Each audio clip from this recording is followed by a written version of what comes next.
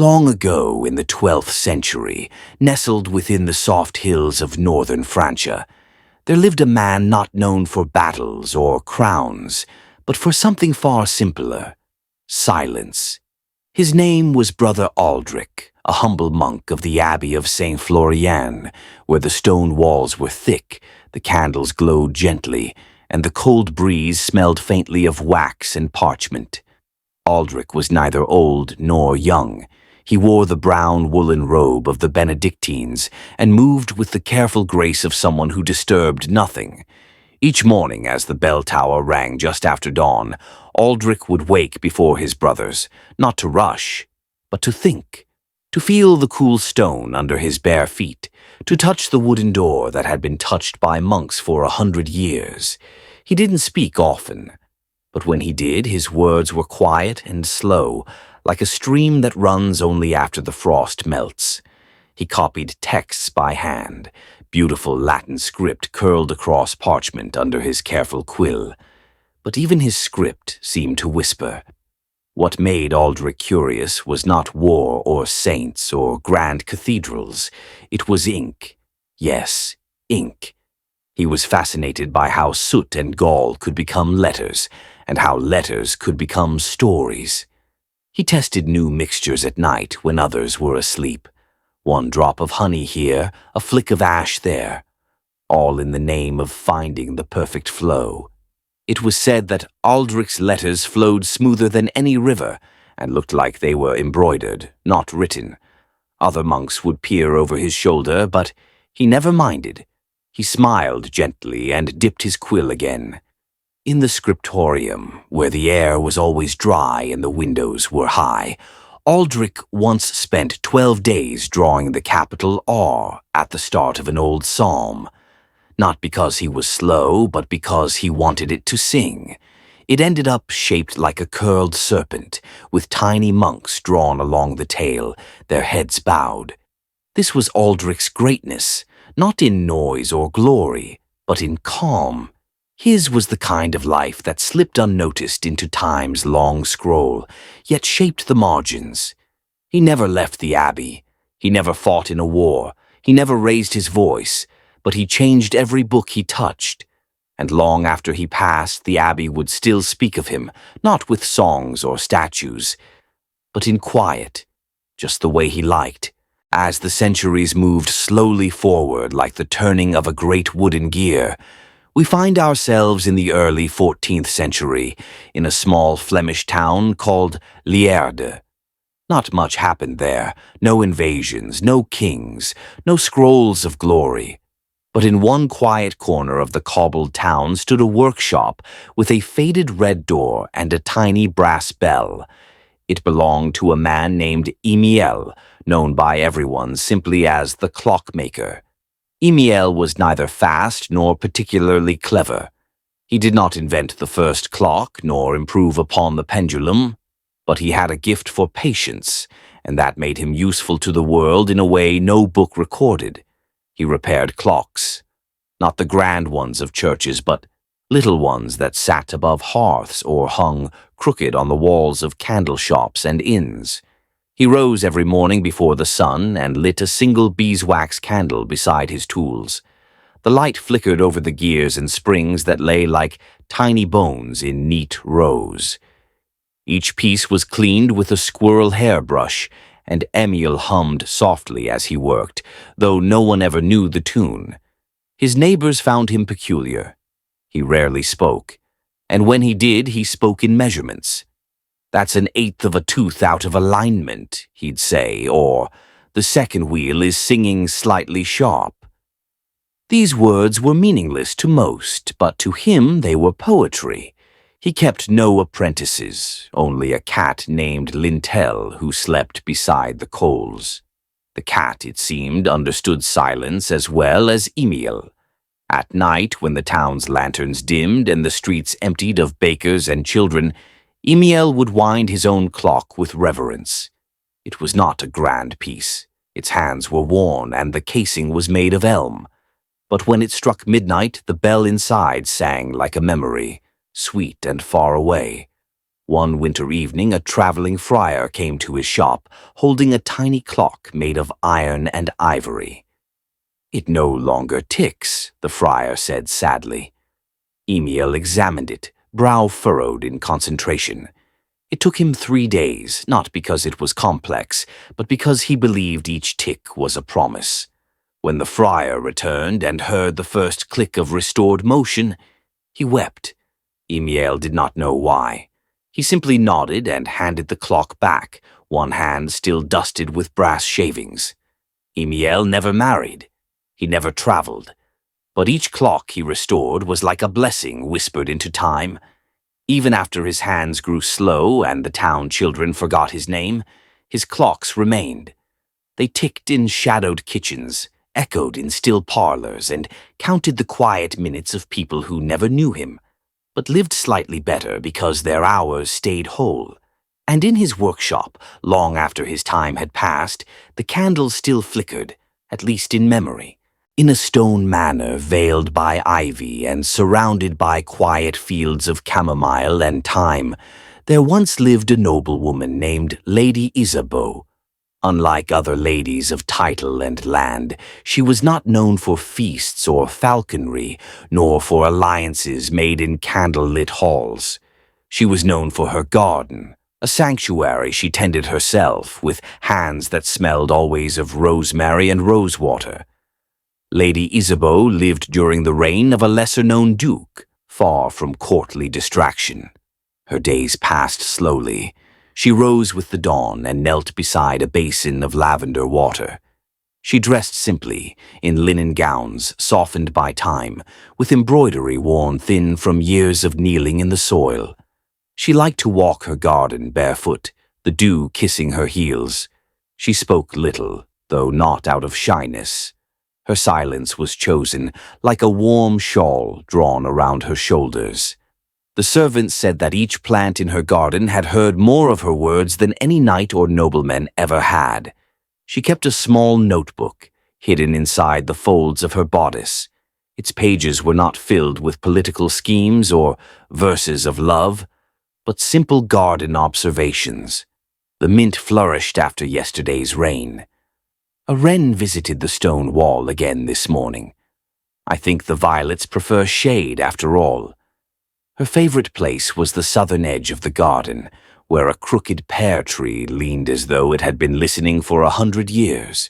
Beneath it she had planted violets, rosemary, and forget-me-nots in a pattern only she understood.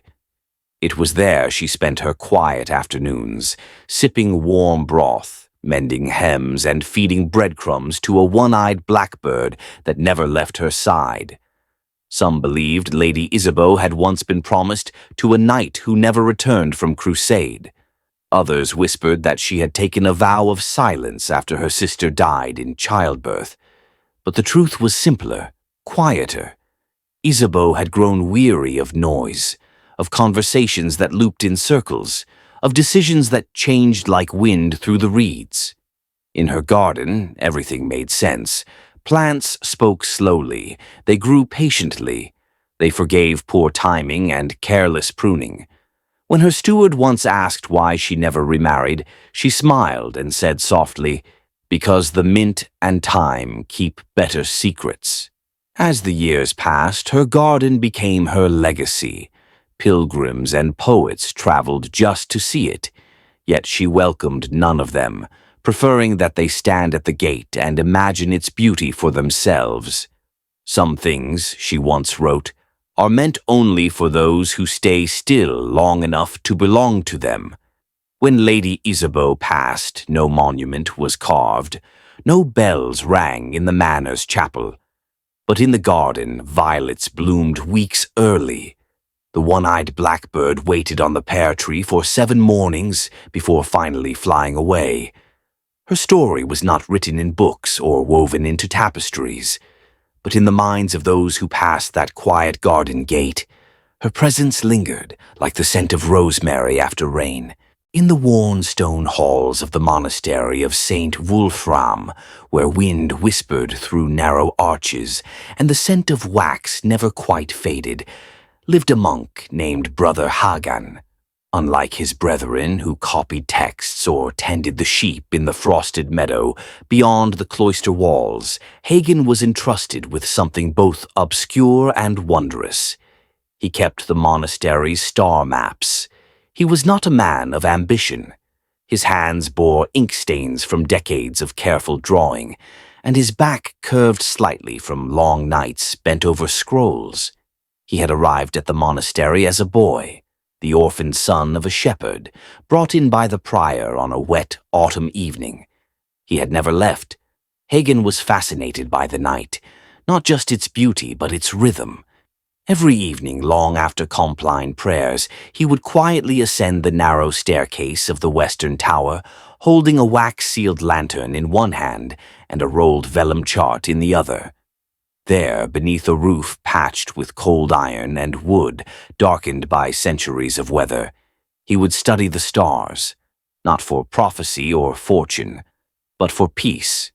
He drew them in silence, never naming them as poets did.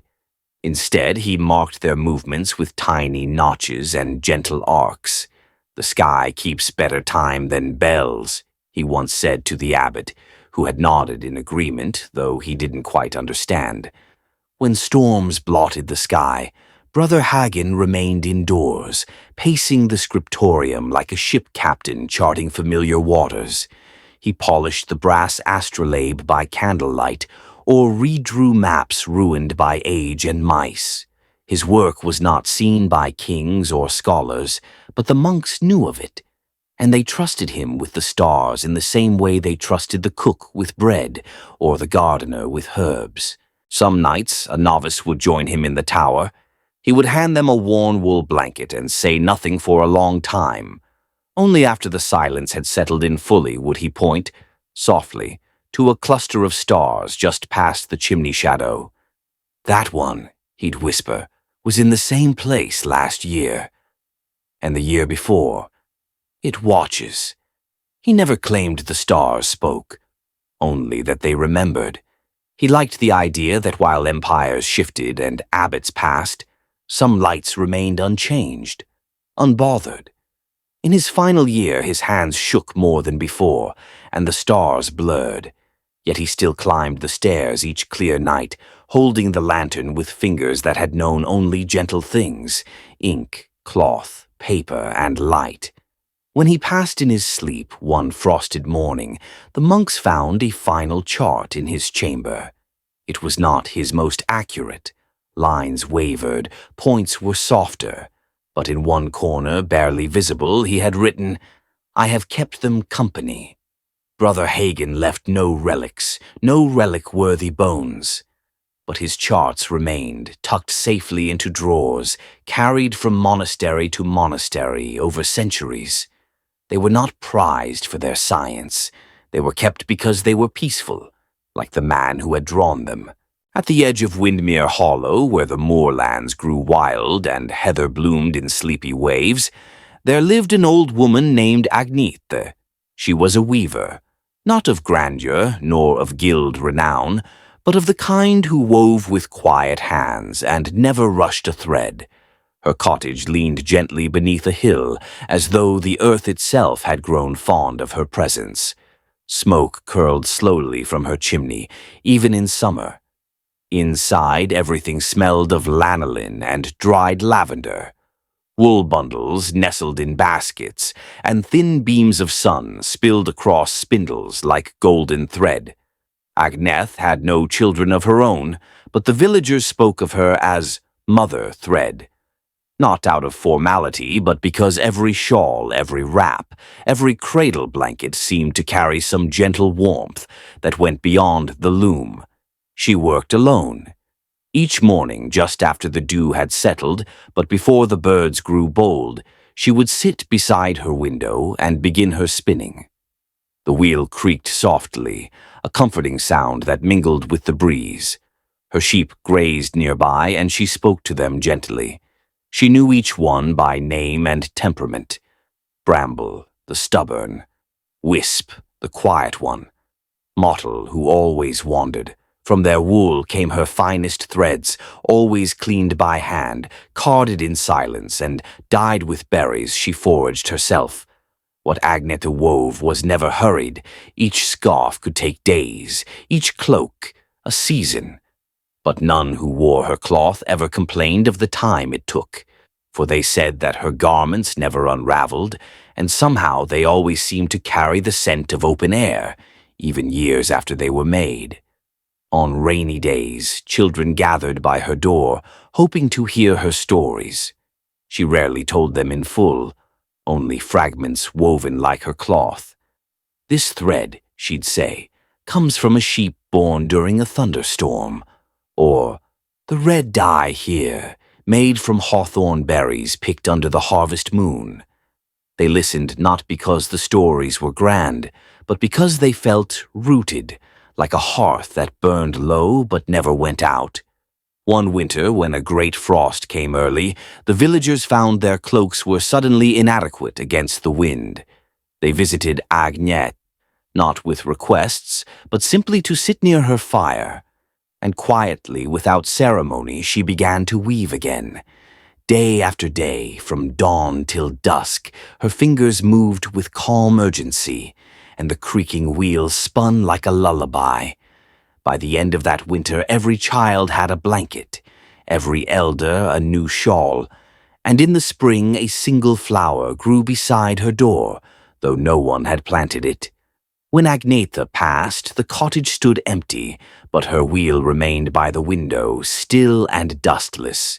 Some said it spun once more on the night of the harvest moon. To this day, in Windmere Hollow, when the breeze picks up and carries the scent of heather and wool, the villagers say, "Mother Thread is mending the wind again." Far to the east, where the mist clings to riverbanks and willows bow as though in silent prayer, stood Eildenford Abbey, an aging stone sanctuary tucked between damp forest and shallow marsh. It was not a grand abbey. No kings were buried there.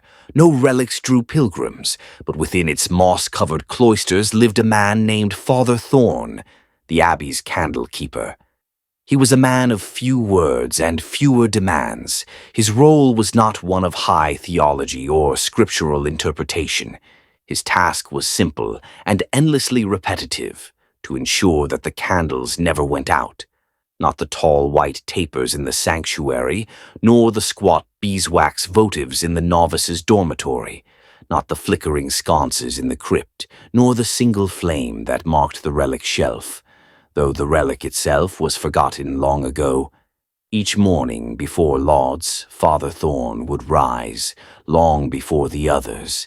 He would pull his worn cloak over his shoulders, gather his bundle of reeds and kindling, and walk the abbey's halls in silence. His fingers were always covered in flecks of wax, and his robe bore the scent of honey and smoke. He had once been a soldier, long ago, his left arm twisted slightly from an old injury. But no one in the abbey spoke of that time, and neither did he. Here, in the abbey's stillness, he had found a rhythm far slower than war, one built on flame and patience. He made every candle by hand. He melted the wax in a blackened pot beside the cloister hearth, pouring it slowly over wicks suspended from a crooked rod. The process took hours. He watched it the way one might watch rain, gently, without expectation. To Father Thorn, each candle had a soul. The way it burned, the shape of its flame, how it guttered or glowed. These things mattered. Some candles, he believed, were stubborn. Others were eager. Some burned too quickly, as if impatient to reach the end.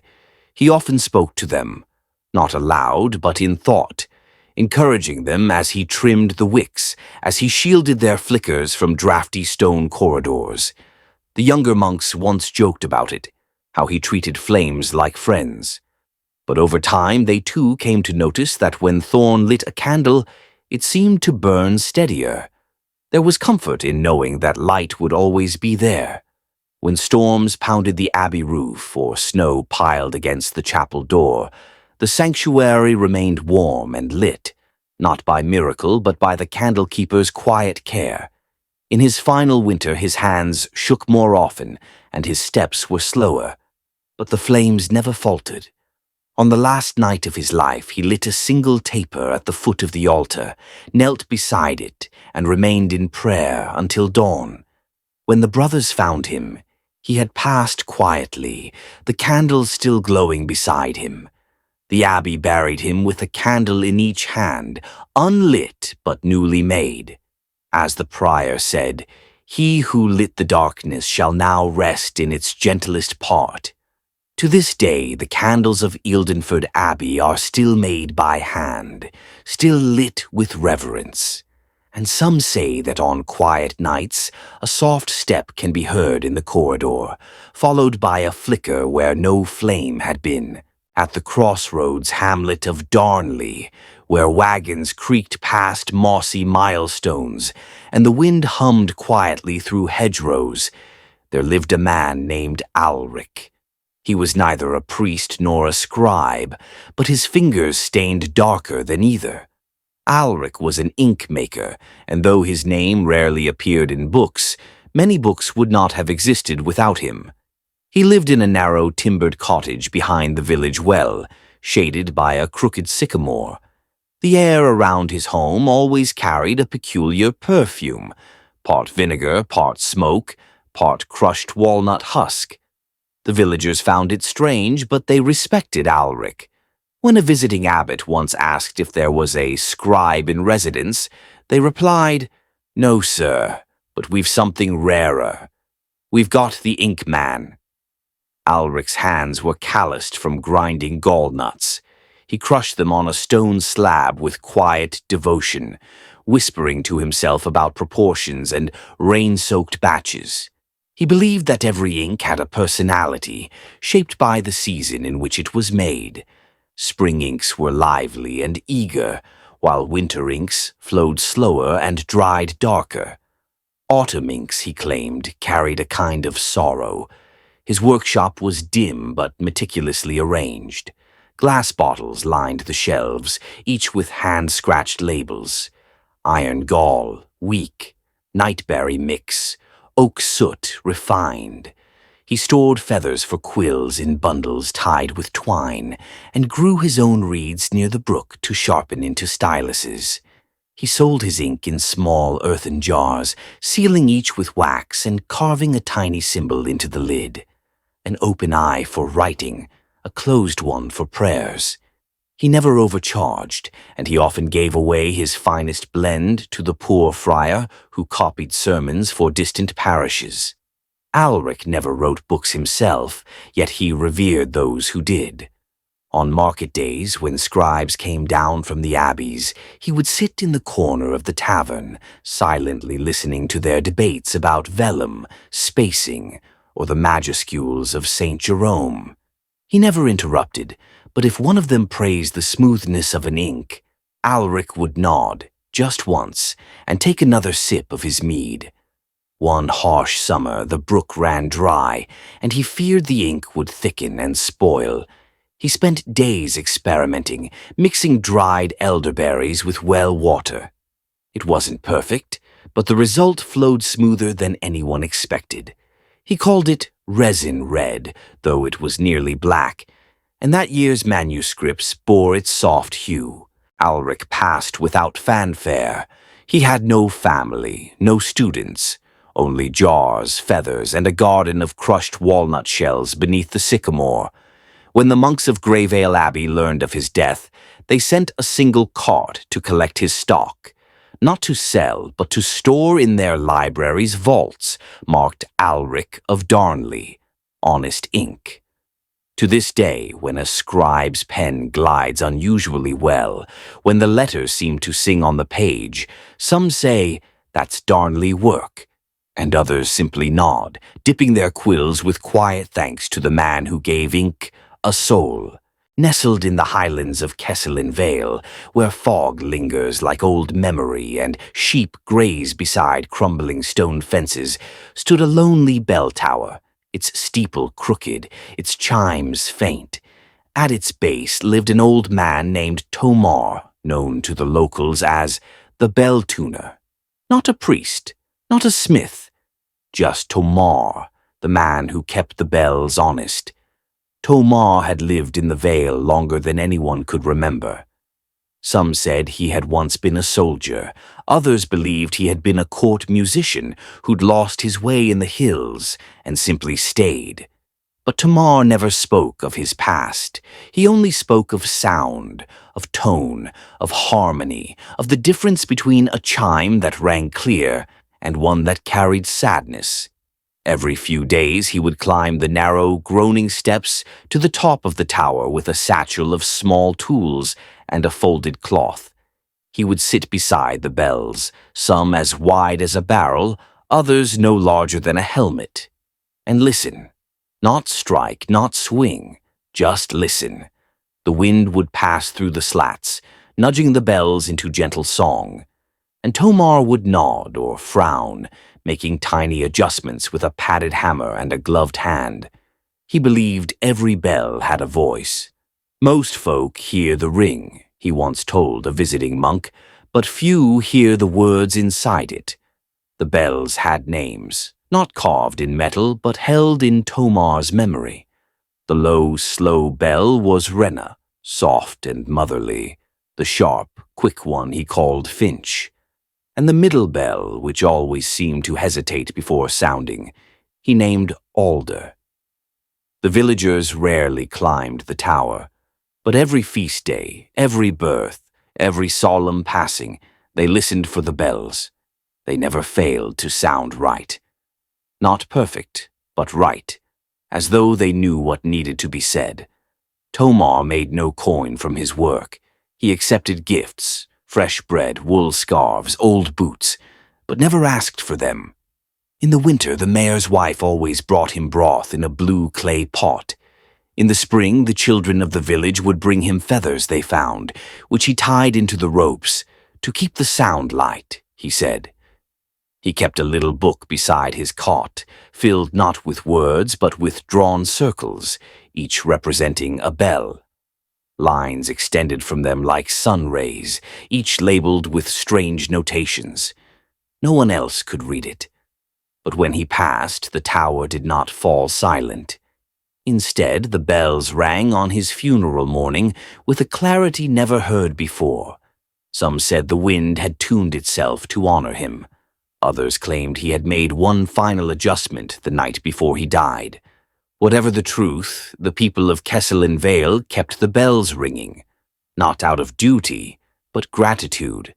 And to this day, when a breeze catches just right and the bells sing clearly over the hills, old folks still smile and say, "Tomar's listening." Up on Brannock Hill, where the roads were little more than dirt lines etched between hedgerows and the seasons moved like heavy wool, lived a man named Lewin. He was the village's letter carrier, though most simply called him Postman Lewin, even though no royal seal had ever formally named him such. He wasn't fast, nor was he always punctual, but he was dependable in the quietest sense. Lewin had walked the same winding paths for nearly 40 years, through frost and fog, past crumbled abbey walls and tangled brambles, with a satchel of hand-tied messages tucked beneath his arm. He wore a hooded cloak the color of wet stone and boots with patched soles. The soles were important. He always said a letter deserved to arrive on quiet steps, not hurried ones. His hands, though rough from weather, handled every folded parchment as if it were a newborn lamb. And he never read the letters, even the ones written in trembling hands or sealed only with wax pressed by a thimble. "Words are for the one they're meant for," he'd murmur. Brannock Hill had no official post, no schedule, no stamps. Lewin simply knew when something needed delivering. He would knock gently on a door, tip his head in greeting, and offer the letter with both hands. No flourish, no trumpet, just a quiet nod, and then back to the path. What the villagers appreciated most wasn't just his memory for names or farms, but the way he carried messages that didn't quite fit on paper. A scrap of fabric for a newborn's cradle, a carved button from a suitor, a pressed flower in a folded page. He often whistled as he walked. Not a tune anyone recognized, but a soft circular melody that wound like the paths he took. Children said the birds answered him, and it was true that whenever Lewin passed beneath the hedges, robins and wrens always seemed to gather. His satchel, worn thin but carefully mended, bore a stitched pattern that no one could quite decipher.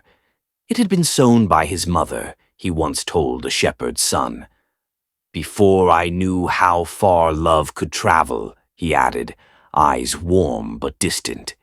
One year, when the river rose and the path to the northern cottages was washed out, Lewin walked the long way, 3 hills over, past the orchard ruins and the hollowed mill. It took him 2 days, but he arrived with the letter wrapped dry in oiled cloth. He apologized for being late. When he grew older and walked slower, the villagers began walking toward him instead. They would meet him halfway, sometimes carrying letters of their own, sometimes carrying nothing at all, just joining him for the path and the peace it offered. When Lewin passed, there was no funeral procession. Instead, each villager placed a letter beneath a flat stone at the top of Brannock Hill.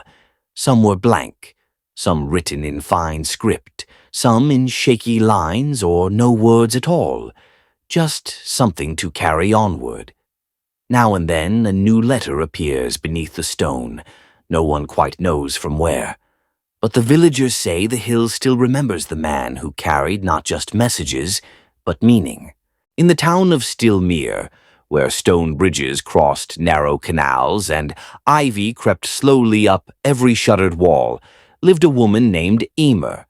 She ran a tiny workshop at the end of Stilmere Lane, where few people walked and fewer ever hurried. Emer was a bookbinder, not a scribe, not a storyteller, but the one who stitched those stories together, page by page, binding memory into matter. Her shop was the size of a garden shed, its door painted green and worn by decades of gentle knocking. Inside, shelves leaned with the weight of old tomes, loose folios and curled scrolls waiting to be restored. The air smelled of leather and parchment, of beeswax polish and the faintest trace of rose oil, just a drop she added to her glue. "To keep the pages kind," she once said. She spoke softly, if at all. Not from timidity, but reverence.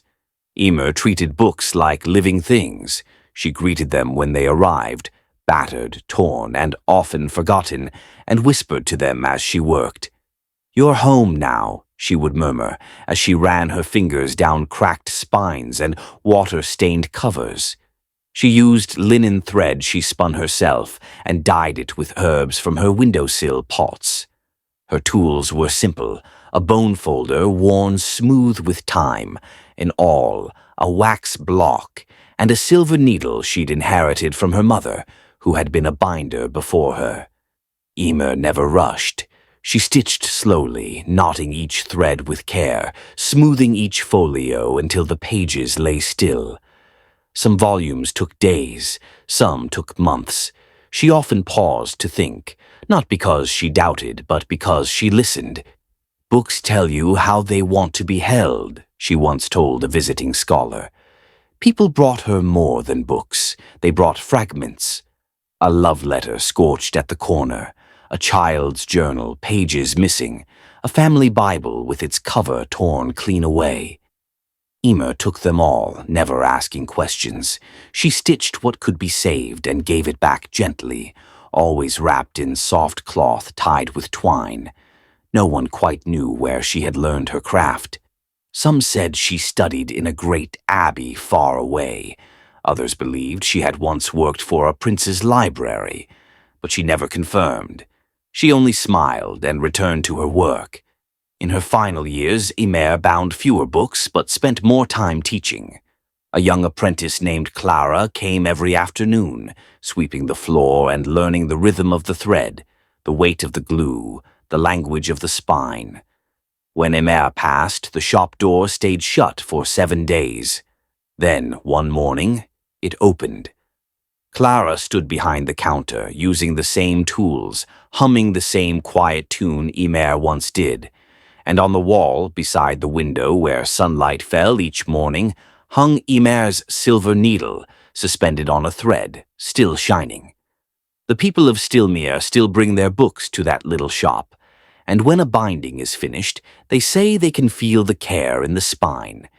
They say it closes with a sound like breathing. For in the quiet rhythm of thread and page, Emer's hands are still there, holding the stories together, stitch by gentle stitch.